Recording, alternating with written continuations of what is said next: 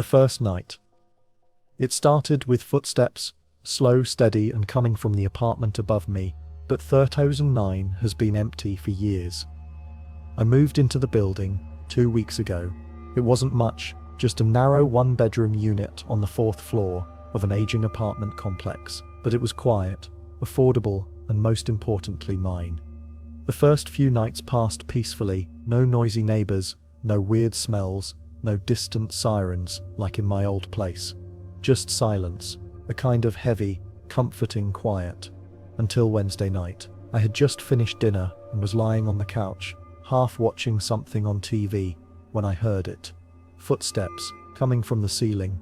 At first, I assumed it was the tenant in the unit above me. Old buildings have thin floors, I know that. But the steps were off. Not random, not someone pacing during a phone call or moving furniture. No, these were measured, deliberate. 1, 2, pause, 1, 2, pause. Over and over. They continued for maybe 15 minutes. Then silence. The next morning, I met Mrs. Winslow in the hallway. She's the landlady, mid-60s, always dressed like she's going to a funeral, and talks with a voice as dry as paper. I asked casually, "Hey, does the guy above me work nights or something?" She raised a brow. "Above you? That's apartment 3009. Been empty since February. No tenant yet." I chuckled, trying not to look startled. "You sure? I swear I heard someone walking up there last night." She looked me dead in the eyes. "I'm sure. That unit's locked tight. I have the only key." That should have been the end of it. Maybe I imagined it. Maybe I was just hearing the building settling or something. I laughed it off on the way back to my unit. But that night, Thursday, it happened again. This time at 1:42 a.m. I was already in bed about to drift off, when the sound jolted me awake. Footsteps, above, my room. Again, slow and rhythmic. 1, 2, pause. 1, 2, pause. I sat up, holding my breath. The sound was too distinct to be anything else. It wasn't the pipes, not the wind, not rats or raccoons or whatever else someone might suggest. It was a person. I walked to the living room, turned off the TV, and stood there, listening. The pacing shifted. Now it was above the kitchen, then the hallway, then above the front door. I don't know why, but that's when I felt it. Something about the way it moved, like it was tracking my steps, mirroring me, like whoever, or whatever it was, knew I was listening. I barely slept. I laid awake until the sun started to rise, waiting for it to start again, but it didn't. The next morning, I went up to the 5th floor. Apartment 3009 sat at the far end of the hallway, its door pale and slightly warped with age. I pressed my ear against it. Silence. I bent down to peek through the keyhole, but it had been stuffed with tissue paper, old, yellowed, as if someone had sealed it off a long time ago. Back in my unit, I tried to shake it off. Stress. Fatigue. Maybe my brain was playing tricks on me. But later that night, at exactly 1:42 a.m., the footsteps began again. Same pattern, same rhythm, but this time, they stopped directly above my bedroom, and didn't move for over an hour, just standing there, waiting. The locked door.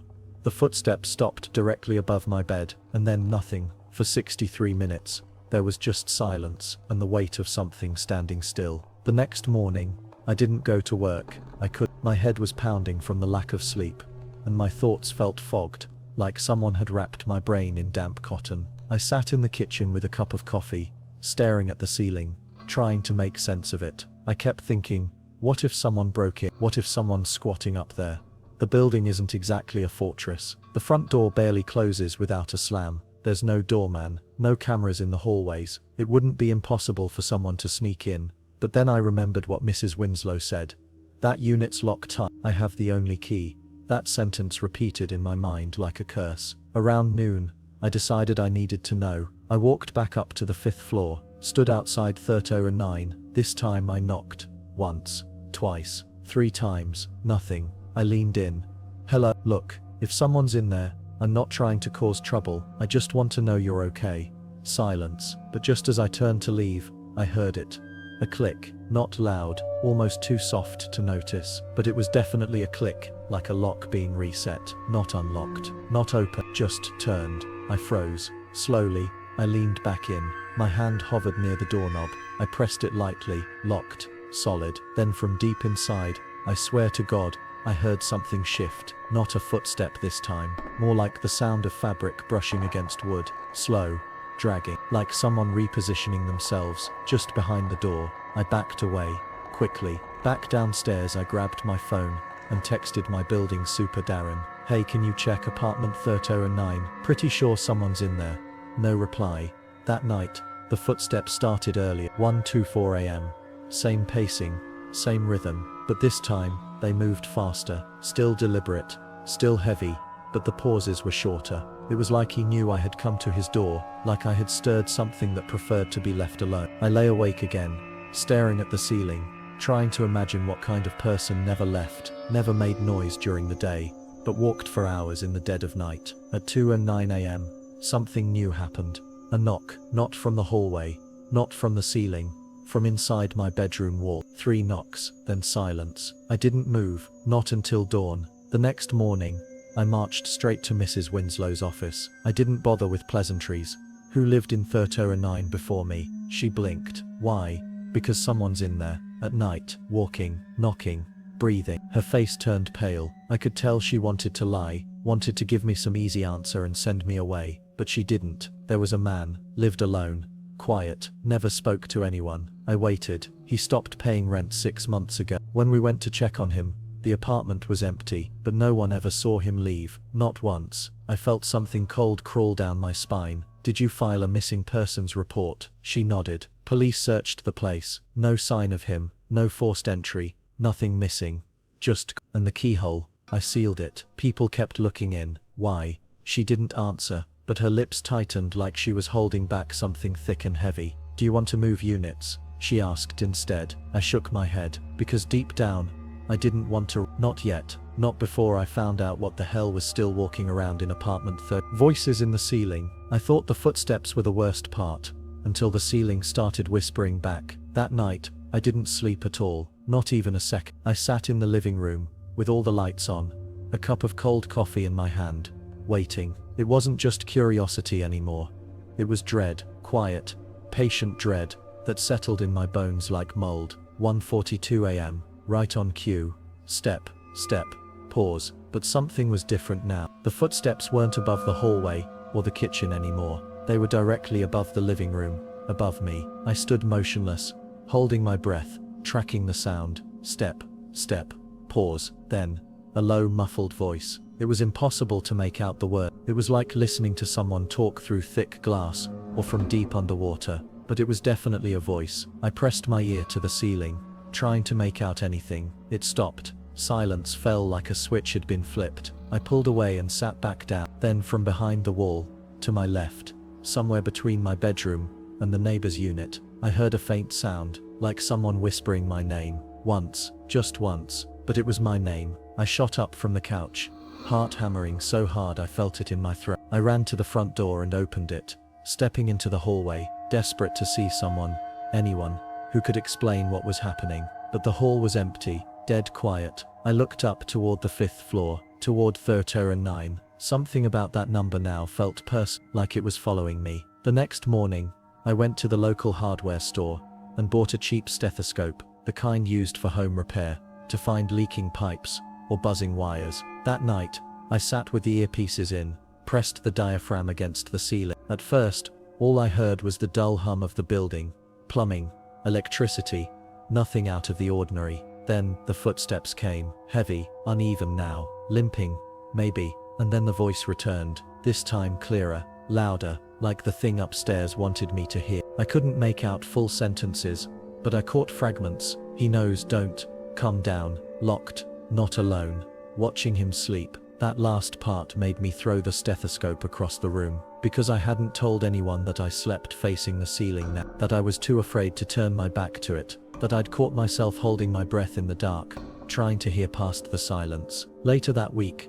I tried to talk to the guy across the hall from his name's Marcus, I think, mid-30s, wears slippers outside like he owns the whole damn building. I asked him if he ever hears anything strange. He gave me a strange look. You mean, like footsteps? I nodded.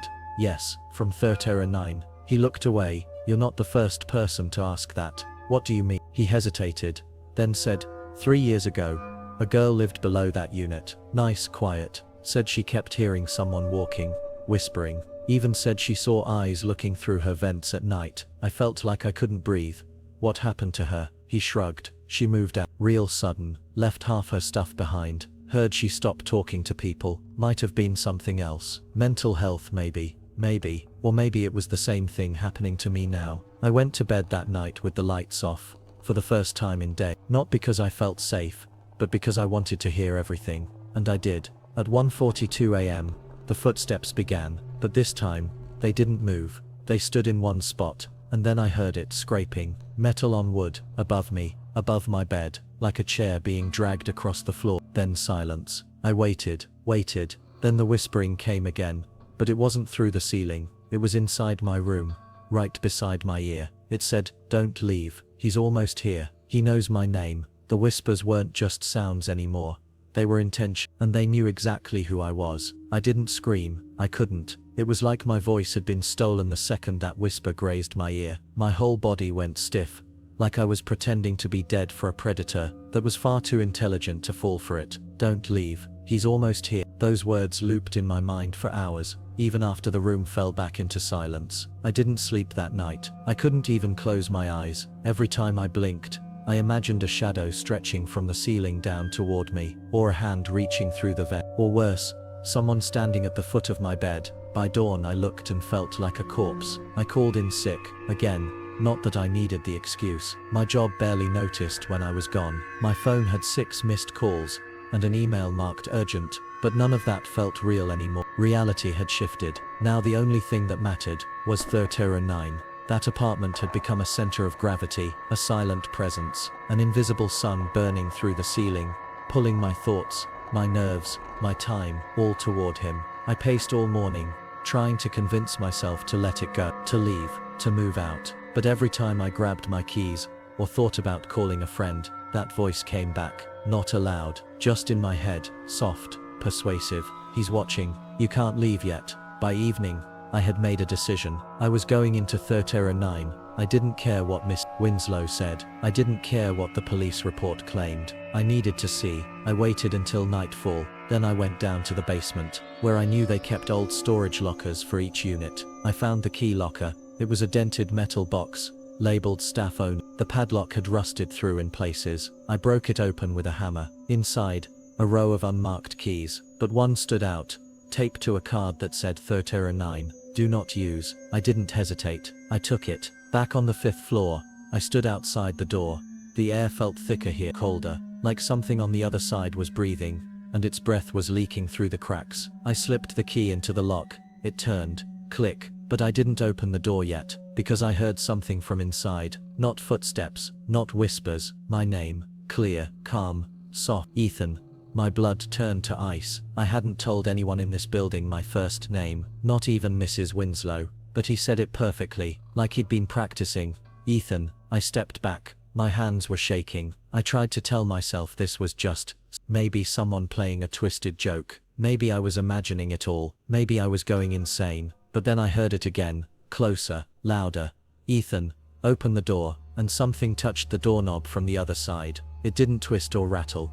It just rested there, waiting. I dropped the key and ran. That night, the footsteps didn't start at 1:42. They started at midnight, and they never stopped. Hours and hours of pacing, then scraping, then knocking, all around me, above, beside, behind, even under the floor, and in between it all, the voice returned, repeating my name, calmly, patiently, like it wasn't trying to scare me anymore, like it had already won. By sunrise the entire apartment felt warped. I didn't know what time it was, what day it was. I didn't even know if I was awake anymore. But I knew this. Whoever lives in apartment 309 knows me, and he's not just walking anymore.